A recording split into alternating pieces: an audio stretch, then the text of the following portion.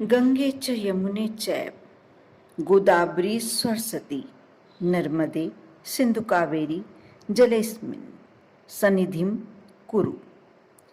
यह श्लोक आप समझ रहे होंगे कि मैंने क्यों बोला, क्योंकि कल शरद पूर्णिमा है और कल से कार्तिक मास सुंदर पवित्र महीना शुरू हो जाएगा। इस मास में श्री हरि जल में ही निवास करते हैं। जल के 3 कर्म कांडों में स्नान महत्वपूर्ण कर्म कांड है। पुलस्त्य ऋषि ने कहा भी है कि स्नान के बिना ना तो शरीर निर्मल होता है, ना ही बुद्धि निर्मल होती है। धर्मशास्त्रों में माघ, वैशाख और कार्तिक में नित्य स्नान और ब्रह्म स्नान का जो विधान दिया गया है, उसके पीछे का उद्देश्य शरीर की शुद्धता ही है। पवित्र नदी, समुद्र, सरोवर, कुआं, बावड़ी जैसे यदि प्राकृतिक जल स्रोतों में यदि स्नान किया जाए तो अति पावन माना जाता है, अति सुखद माना जाता है। महाभारत में महर्षि वेदव्यास ने स्पष्ट रूप से प्रथम पूज्य गणेश से लिखवाया है कि श्री कृष्ण स्नान, ध्यान, दान आदि कर उसी समय निकलते थे जब सूर्योदय की पहली किरण धरती पर पड़ती थी। बड़े बड़े विद्वानों के अनुसार कार्तिक मास में जितेंद्र रहकर नित्य स्नान करना चाहिए। चांद तारों की मौजूदगी में सूर्योदय से पूर्व ही पुण्य प्राप्ति के लिए स्नान अवश्य कर लेना चाहिए।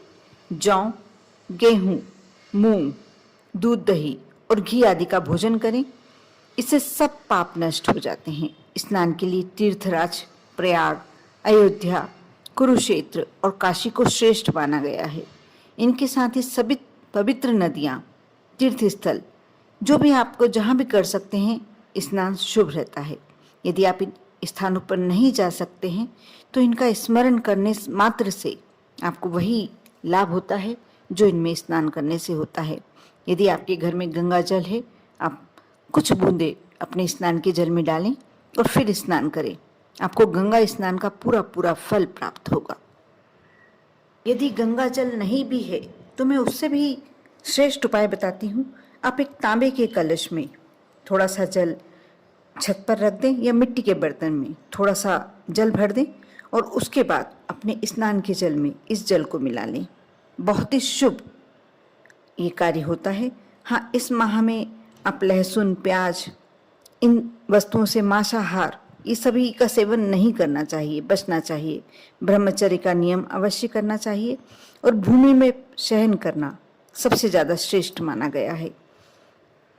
शास्त्रों के अनुसार कार्तिक के समान कोई मास नहीं होता, न सतयुग के समान कोई युग होता है और वेद के समान कोई शास्त्र नहीं होता। गंगा के समान कोई तीर्थ, कोई पवित्र नदी का जल नहीं होता। कार्तिक मास को मंगलकारी और श्रेष्ठकारी माना जाता है। कार्तिक मास में नियमों का अवश्य पालन करना चाहिए। इससे भगवान श्री कृष्ण की, भगवान विष्णु की कृपा आप पर होती है। ब्रह्म मुहूर्त में स्नान करना तो अति उत्तम माना ही जाता है। कहते हैं कि इस महीने में किसी भी पवित्र नदी का यदि स्नान कर सकते हैं तो अवश्य करें, नहीं तो घर में ही गंगा जल अपने स्नान के जल में मिलाकर अवश्य स्नान करें और ऐसा करने से आपको शुभ फलों की प्राप्ति होती है। उसी प्रकार तुलसी पूजन, तुलसी के पौधे को पूजनीय माना जाता है, ये तो सभी जानते हैं। और जिन घरों में प्रतिदिन माता तुलसी की पूजन की जाती है, वहाँ पर्वत अगले जन्म में वही ब्राह्मण की पुत्री ने सत्यभामा का रूप प्राप्त कर वो भगवान कृष्ण की अर्धांगिनी होने का सौभाग्य पाया। व्रत और तप की दृष्टि से कार्तिक मास को परम कल्याणकारी, श्रेष्ठ और दुर्लभ माना जाता है। आप भी अगर कार्तिक माह में स्नान कर रहे हैं सूर्योदय से पूर्व उठकर, तो आप अवश्य इन बातों का ध्यान रखें।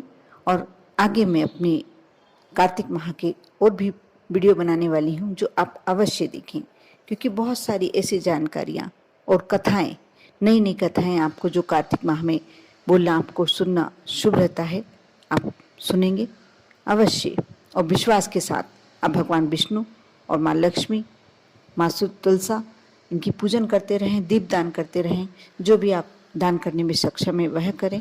आप देखना आपके जीवन कैसे सहज और सरल होता जाता है।